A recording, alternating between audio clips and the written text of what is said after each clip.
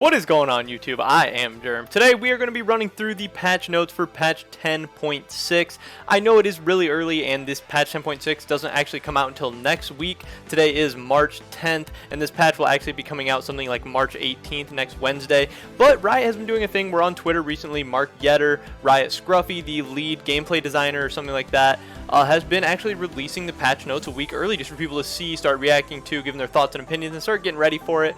So I want to try something new. Instead of just running through the original patch notes as they released the day before, I want to try and run through these patch notes on Twitter. They're the exact same. They're all the finalized changes and stuff. They just come out a little bit early so I can get this video out to you guys sooner and have all that information ready for you guys. So on the screen right now you have the entire patch notes for patch 10.6. If you want to check anything out, look at any of the buffs, nerfs, or whatever, you have all that information right there. You want to pause the video, look at it. Otherwise, I'm just going to be going through each thing, giving my thoughts and opinions, and letting you guys know what is going on. So let's get right into it. For patch 10.6, there is going to be a teleport buff for top laners. So they're increasing the cooldown early game, they are decreasing the cooldown late game, which effectively they think is going to be a nerf for laners like AD carry and mid laners who just use TP to get back to lane, to TP back on item breakpoints and stuff like that. The cooldown is getting an 120-second increase. But top laners who use their stuff for more like map positioning and flanking and split pushing in the late game, they're getting a decreased teleport cooldown later into the game since it is scaling with level, and it now grants 3 seconds of movement speed on arrival. If you're kind of like getting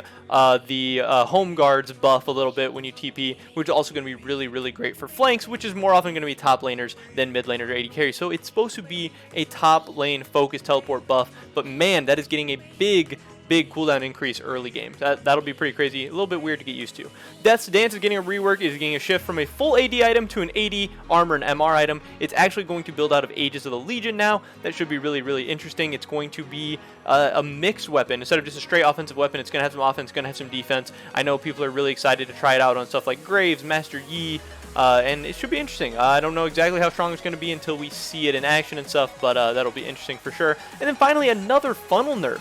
Monster Hunter penalty is now additionally going to lower minion XP by 50%, and I think that will effectively kill a lot of funneling. It's going to be a big drop in win rate to a lot of funneling, but I don't think it gets rid of Master Yi and Taric. Taric is so good with Master Yi. Taric is so good with no gold. As soon as he hits level 6, him and Master Yi can really take over games. Their interaction together is just disgusting. And while this does nerf probably a lot of the other kinds of funneling, Kassadin funneling, Twitch funneling, Karthus, Skarner, whatever kinds of funneling, I don't think it's going to hit Master Yi Taric that hard, but it'll be interesting to follow those win rates. I'm definitely going to be curious about how that goes.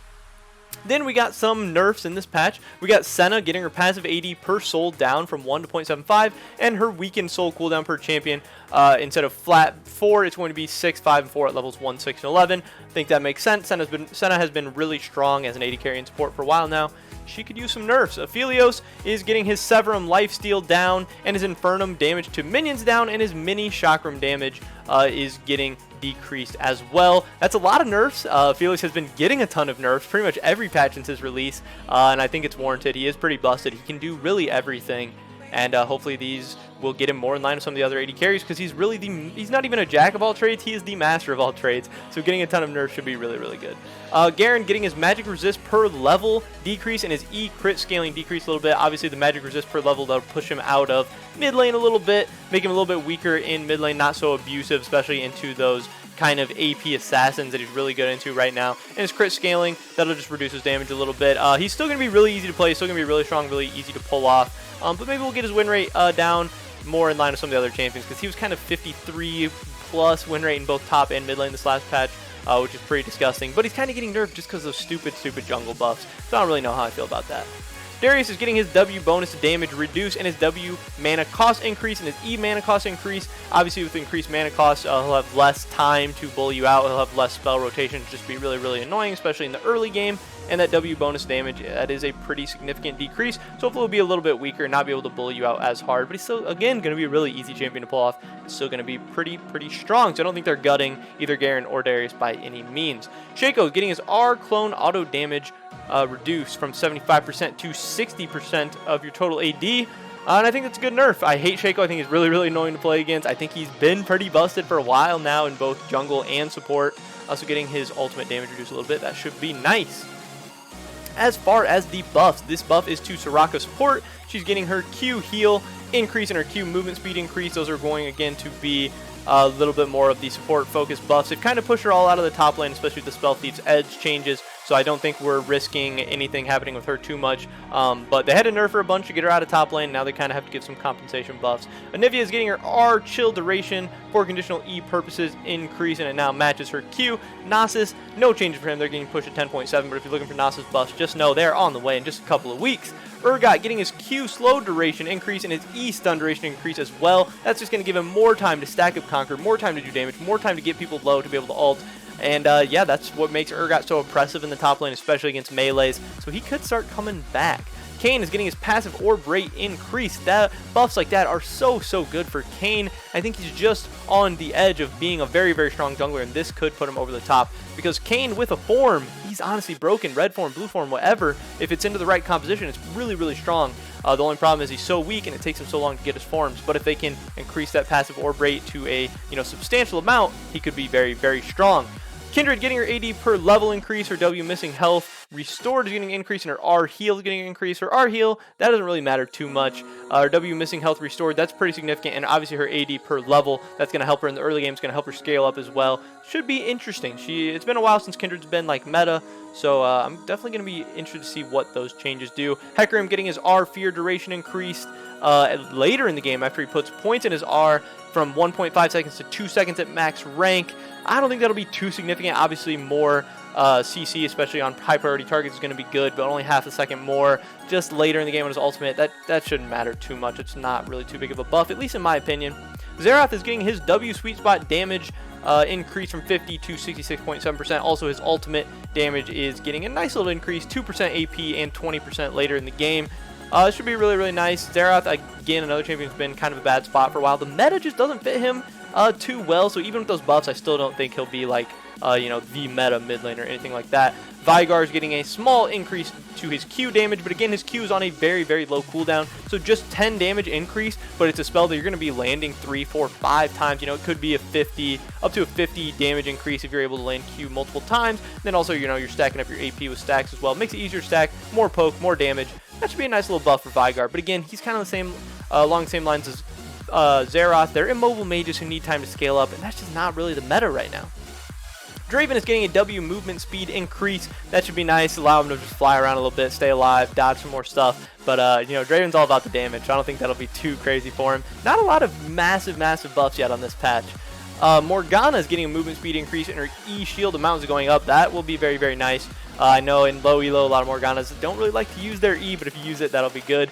And honestly, this is some of the most significant buffs on this patch to Twisted Fate, getting his blue card AP ratio almost doubled from 0.5 to 0.9, and his red card AP ratio going from 0.5 to 0.7. Twisted Fate, yeah, that's going to be some significant buffs, and especially to good Twisted Fate players who can already feel pretty oppressive and pretty dominant.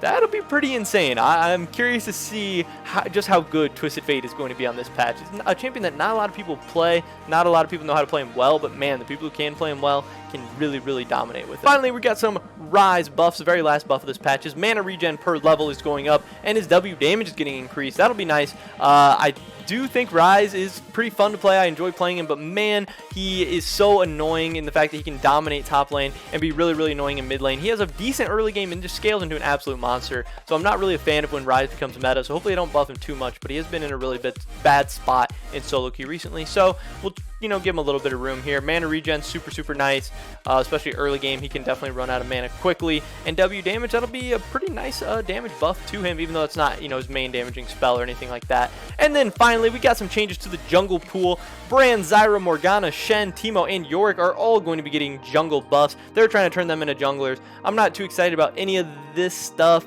I think Shen, possibly could be a jungler if his clear gets good enough. Brand is kind of interesting. Teemo, I know there is a guy that actually plays Teemo jungle in high elo, something like Grandmaster in North America, and I think Yorick is actually a decent jungler. But man, it seems like these jungle pool changes they've been trying recently have really not been hitting the mark, so I'm not really too excited about any of that going on. They are making changes to autofill parity and duo parity on this patch. I think that just means stuff like they want. If you get autofilled to jungle, it's more likely that someone on the other team is an autofill jungler as well. They're trying to match equal amounts of autofill on both teams. That's great. Duo parity, they're doing the same thing, trying to make sure if you guys are duoing, you're duoing in the same positions, and you both have the same amount of duos on each team, just to make the games more fair, to feel better. I think that's great. And then finally, the Wukong mini rework is going to be coming out in patch 10.6. That's something I'm very, very excited for. Wukong has been outdated for quite a while, and this new rework looks pretty promising if they can get the numbers in line. Obviously, there's been a lot of controversy about just the damage numbers and everything like that, but I have made a video about the Wukong rework before, so definitely go check that out on my channel if you want more information about that, because there's not a ton on this patch notes. And also, I'll probably be making another video about that Wukong rework really soon, once the changes get finalized and he actually gets released onto the live server. But that's pretty much it for this video today, guys. Definitely drop a like if you enjoyed this video. Leave a comment down below. What change in patch 10.6 are you most excited for? What change do you think they should have made and they completely forgot about or missed, or whatever?